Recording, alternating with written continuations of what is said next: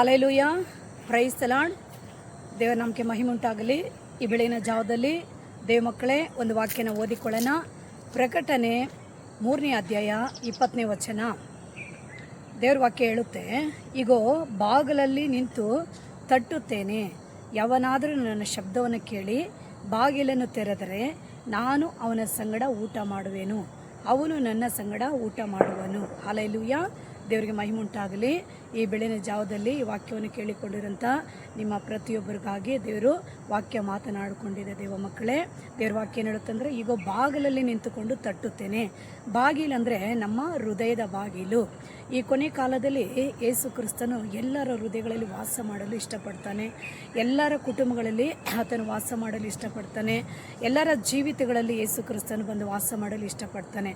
ಆದರೆ ನಾವು ಇಷ್ಟಪಡಬೇಕು. ಯೇಸು ಸ್ವಾಮಿ ಬಂದು ನಮ್ಮ ಹೃದಯದಲ್ಲಿ ವಾಸ ಮಾಡಬೇಕು, ನಮ್ಮ ಕುಟುಂಬಗಳಲ್ಲಿ ವಾಸ ಮಾಡಬೇಕು, ನಮ್ಮ ಜೀವಿತಗಳಲ್ಲಿ ವಾಸ ಮಾಡಬೇಕು ಅಂದ್ಬಿಟ್ಟು ನಾವು ಪ್ರತಿಯೊಬ್ಬರು ಬಯಸಬೇಕು. ನಾವು ಬಯಸಿ ಆಸೆಯಿಂದ ಆಸಕ್ತಿಯಿಂದ, ಯೇಸುವೆ ನನ್ನ ಹೃದಯದ ಒಳಗಡೆ ಬನ್ನಿ, ಯೇಸುವೆ ನನ್ನ ಕುಟುಂಬದಲ್ಲಿ ಬನ್ನಿ, ಯೇಸುವೆ ನನ್ನ ಜೀವಿತದಲ್ಲಿ ನೀವು ಬರಬೇಕೆಂದು ನಾವು ಯೇಸು ಸ್ವಾಮಿನ ಆಸಕ್ತಿಯಿಂದ ಪ್ರೀತಿಯಿಂದ ಕರೆದ್ರೆ ಯೇಸು ಕ್ರಿಸ್ತನು ಎಲ್ಲರ ಹೃದಯಗಳಲ್ಲಿ ಬಂದು ವಾಸ ಮಾಡ್ತಾನೆ. ಎಲ್ಲರ ಜೀವಿತಗಳಲ್ಲಿ ಯೇಸು ಕ್ರಿಸ್ತನು ಬಂದು ವಾಸ ಮಾಡುತ್ತಾನೆ. ಯೇಸು ಸ್ವಾಮಿ ವಾಸ ಮಾಡೋದು ಏನಾಗುತ್ತಂದರೆ, ನಾನು ಅವನ ಸಂಗಡ ಊಟ ಮಾಡುತ್ತೇನೆ. ಹೌದು, ಅವರು ನಮ್ಮ ಇಡೀ ಜೀವಿತದಲ್ಲಿ ಬರುವಾಗೆ ನಮಗಿರುವಂಥ ಎಲ್ಲ ಸಮಸ್ಯೆಗಳು, ಎಲ್ಲ ಕಷ್ಟಗಳು, ಎಲ್ಲ ದುಃಖ ವೇದನೆಗಳು, ಸಕಲ ವಿಧವಾದ ಎಲ್ಲ ಕಹಿ ಜೀವಿತಗಳನ್ನು ನಮ್ಮ ಜೀವಿತದಿಂದ ಅವರು ಅದನ್ನೆಲ್ಲ ತೆಗೆದು ಹೊರಗಡೆ ಹಾಕ್ತಾರೆ.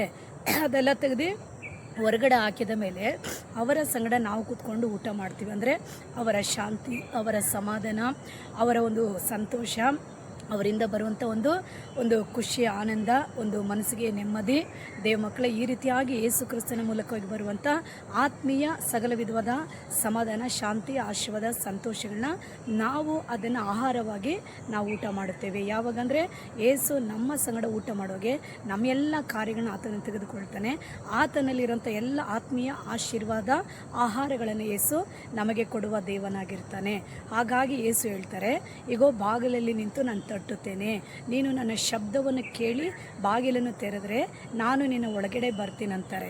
ಹೌದು, ಈ ಲೋಕದಲ್ಲಿ ಎಷ್ಟೋ ಶಬ್ದಗಳಿದೆ. ಮನುಷ್ಯನು ಮಾತನಾಡುವ ಶಬ್ದಗಳು, ಸೃಷ್ಟಿಯ ಶಬ್ದಗಳು, ಇನ್ನೊಂದು ಕಡೆ ಸೈತಾನ್ ಮಾತನಾಡುವಂಥ ಶಬ್ದಗಳು, ವಿಧವಾದ ಲೋಕದಲ್ಲಿ ಶಬ್ದಗಳಿದೆ. ಆ ಯಾವ ಶಬ್ದಗಳಲ್ಲಿ ನಮಗೆ ಆತ್ಮಕ್ಕೆ ಆತ್ಮೀಯ ಆಶೀರ್ವಾದಗಳು, ಸಮಾಧಾನ, ಮನಸ್ಸಿಗೆ ನೆಮ್ಮದಿ, ನಮ್ಮ ಜೀವಿತದಲ್ಲಿ ಆಶೀರ್ವಾದ ತಗೊಂಡು ಬರೋದಿಲ್ಲ. ಯೇಸು ಕ್ರಿಸ್ತನ ಮಾತಲ್ಲಿ ಜೀವ ಇದೆ, ಆತನ ಮಾತಲ್ಲಿ ಒಂದು ಮಹಿಮೆ ಇದೆ ಮಕ್ಕಳೇ. ಆತನ ಮಾತು ಸೃಷ್ಟಿ ಮಾಡುವ ತಕ್ಕ ಶಕ್ತಿ ಉಳ್ಳಂಥ ಮಾತುಗಳಾಗಿರ್ತವೆ. ಹಾಗಾಗಿ ಯೇಸುವಿನ ಶಬ್ದವನ್ನು ನಾವು ಕೇಳಬೇಕು. ಈ ಲೋಕದಲ್ಲಿ ಎಲ್ಲ ಶಬ್ದಗಳು ಬರೀ ಆ ಶಬ್ದಗಳಲ್ಲಿ ಯಾವ ರೀತಿಯಾಗಿ ಮನುಷ್ಯನಿಗೆ ಬಿಡುಗಡೆನೂ ಇರಲ್ಲ, ಒಂದು ಪಾಪದ ಪರಿಹಾರನೂ ಇರೋದಿಲ್ಲ, ಅದರಿಂದ ಮನಸ್ಸಿಗೆ ನೆಮ್ಮದಿ ಇರಲ್ಲ, ಅದರಿಂದ ಯಾವ ಬಿಡುಗಡೆ, ಆಶೀರ್ವಾದ, ಜಯವು ಮನುಷ್ಯನಿಗೆ ಸಿಕ್ಕೋದಿಲ್ಲ. ಯಾಕೆ ಹೇಳ್ರಿ, ಅದೆಲ್ಲ ಬಂದು ಸೃಷ್ಟಿಗಳಷ್ಟೇ. ಅದರ ಮೂಲಕವಾಗಿ ನಾವೇನು ಹೊಂದ್ಕೊಳ್ಳೋಕ್ಕೆ ಸಾಧ್ಯವಿಲ್ಲ.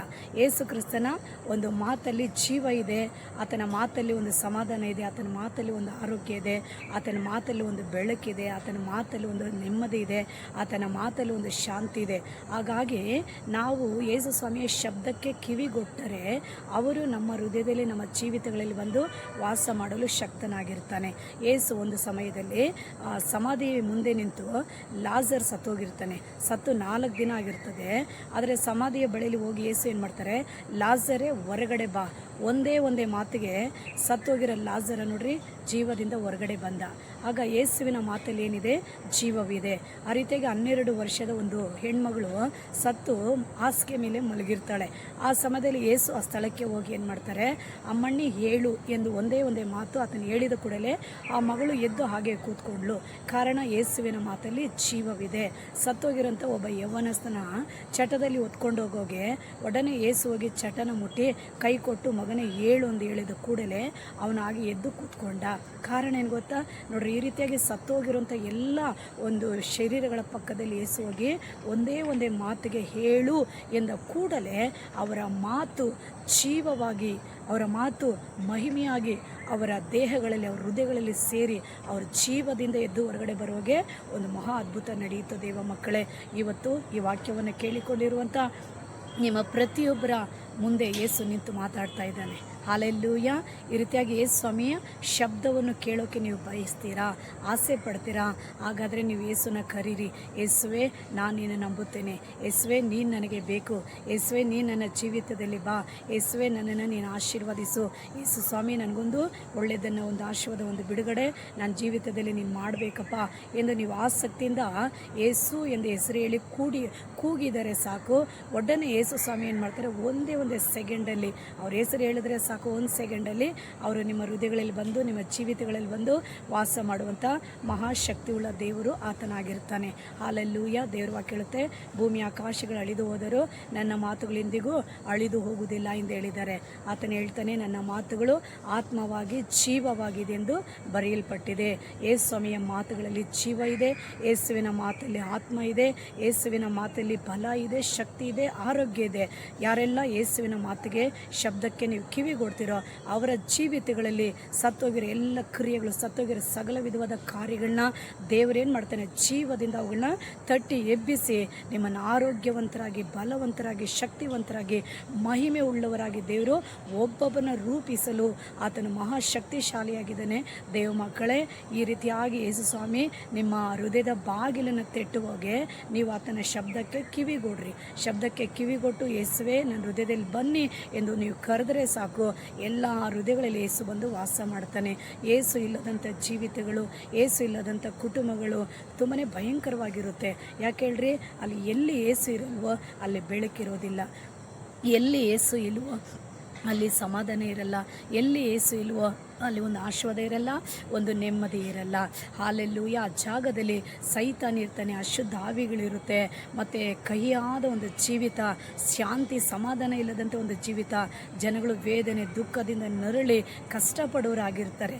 ಜೀವಿತವೇ ಬೇಡಪ್ಪ, ನಾನು ಸತ್ತರೆ ಸಾಕಪ್ಪ, ಈ ಲೋಕನೂ ಬೇಡ, ಈ ಜೀವಿತ ಬೇಡ, ಸಂಸಾರ ಬೇಡ ಅಂದ್ಬಿಟ್ಟು ಎಷ್ಟೋ ಮಕ್ಕಳು ಈ ದಿನಗಳಲ್ಲಿ ಸಾಯೋದು, ಆತ್ಮಹತ್ಯೆ ಮಾಡ್ಕೊಳ್ಳೋದು, ಜೀವನ ಬೇಡ ಅಂದರೆ ಬೇಸತ್ತೆ ತುಂಬಾ ಕಷ್ಟಪಡುವಂಥ ಜನಗಳನ್ನ ನಾವು ಡೈಲಿ ಪ್ರತಿದಿನ ಈ ಲೋಕದಲ್ಲಿ ನಾವು ನೋಡ್ತಾ ಇದ್ದೀವಿ.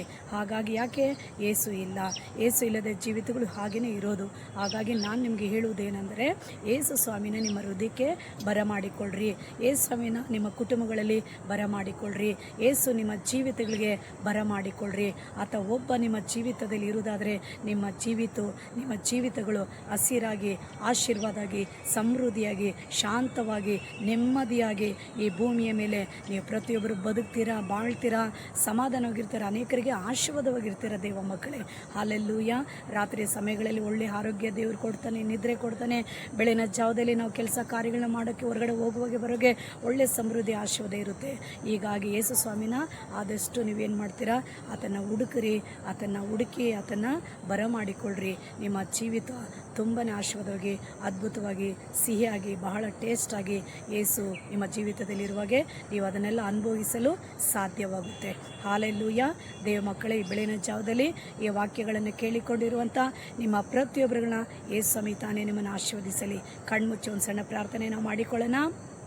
ಪ್ರೀತಿಯುಳ್ಳ ಯೇಸು ಸ್ವಾಮಿ, ಈ ಬೆಳಗಿನ ಜಾವದಲ್ಲಿ ಈ ವಾಕ್ಯವನ್ನು ಕೇಳಿಕೊಂಡಿರೋಂಥ ಎಲ್ಲ ಮಕ್ಕಳಿಗಾಗಿ ಸ್ತೋತ್ರ ರಾಜ. ಯಾರೆಲ್ಲ ಈ ವಾಕ್ಯಗಳನ್ನು ಕೇಳಿಕೊಂಡಿರ್ತಾರೋ ಅವ್ರುಗಳೆಲ್ಲ ನೀನು ನೋಡಿಕೊಂಡಿರುವ ದೇವರಾಗಿದೆಯಾ ಸ್ವಾಮಿ. ಅವರೆಲ್ಲ ಹೃದಯಗಳು ನೀನು ಮುಟ್ಟು, ಅವ್ರಗಳ ಮನಸ್ಸೆಲ್ಲ ನೀನು ಮುಟ್ಟು, ಅವ್ರಗಳ ಜೀವಿತಗಳೆಲ್ಲ ನೀನು ಮುಟ್ಟು. ಯಾರೆಲ್ಲ ನಿನ್ನ ಕರೀತಾರೋ, ಯಾರೆಲ್ಲ ನಿನ್ನನ್ನು ಹುಡುಕ್ತಾರೋ, ಯಾರೆಲ್ಲ ನಿನ್ನ ಪ್ರೀತಿಸ್ತಾರೋ, ಯಾರೆಲ್ಲ ನಿನ್ನ ಬೇಕೊಂದು ಇಷ್ಟಪಡ್ತಾರೋ ಅವರೆಲ್ಲರ ಜೀವಿತಗಳಲ್ಲಿ, ಕುಟುಂಬಗಳಲ್ಲಿ ಅಪ್ಪ ನೀನು ಇಳಿದು ಹೋಗಬೇಕಾಗಿ ನಾನು ಪ್ರಾರ್ಥನೆ ಮಾಡ್ತಾಯಿದ್ದೀನಿ ಸ್ವಾಮಿ. ಎಲ್ಲರನ್ನ ನೀನು ಆಶೀರ್ವದಿಸ್ರಿ. ಕಹಿ ಜೀವಿತಗಳನ್ನು ಸಿಹಿಯಾಗಿ ಮಾರ್ಪಡಿಸುವ ದೇವರು ನೀನಾಗಿದೆಯಾ ಸ್ವಾಮಿ. ಎಲ್ಲರ ಮೇಲೆ ನಿನ್ನ ಕರಗಳನ್ನು ಚಾಚಿ ಎಲ್ಲಾರುಗಳನ್ನು ಆಶೀರ್ವದಿಸ್ರಿ, ಅದ್ಭುತವಾಗಿ ಮಾರ್ಗ ನಡೆಸ್ರಿ. ನಿಮ್ಮ ಕರಗಳಲ್ಲಿ ಒಪ್ಪಿಸ್ಕೊಡ್ತೀವಿ. ಸಣ್ಣ ಪ್ರಾರ್ಥನೆ ಕೇಳಾಗೆ ಮಾಡಿದಗಾಗಿ ಸ್ತೋತ್ರ, ಯೇಸು ಕ್ರಿಸ್ತುವಿನ ನಾಮದಲ್ಲಿ ತಂದೆ, ಆಮೇನ್. ಈ ವಾಕ್ಯವನ್ನು ಕೇಳಿಕೊಂಡಿರೋಂಥ ಪ್ರತಿಯೊಬ್ಬರನ್ನ ದೇವರು ಆಶೀರ್ವದಿಸ್ರಿ. ಈ ವಿಡಿಯೋನ ನೋಡಿಕೊಂಡಿರೋಂಥ ಎಲ್ಲರೂ ಲೈಕ್ ಮಾಡಿ, ಶೇರ್ ಮಾಡಿ, ಎಲ್ಲರಿಗೂ ಈ ವಾಕ್ಯಗಳನ್ನು ಹೇಳಿ ಹಂಚಿಕೊಳ್ಳ್ರಿ. ದೇವರು ನಿಮ್ಮನ್ನು ಅಧಿಕವಾಗಿ ಸಮೃದ್ಧಿಯಾಗಿ ಆಶೀರ್ವದಿಸಲಿ. ಎಲ್ಲ ಮಹಿಮೆ ಯೇಸು ರಾಜನಿಗೆ ಉಂಟಾಗಲಿ. ಯೇಸು ನಾಮದಲ್ಲಿ ತಂದೆ, ಆಮೇನ್.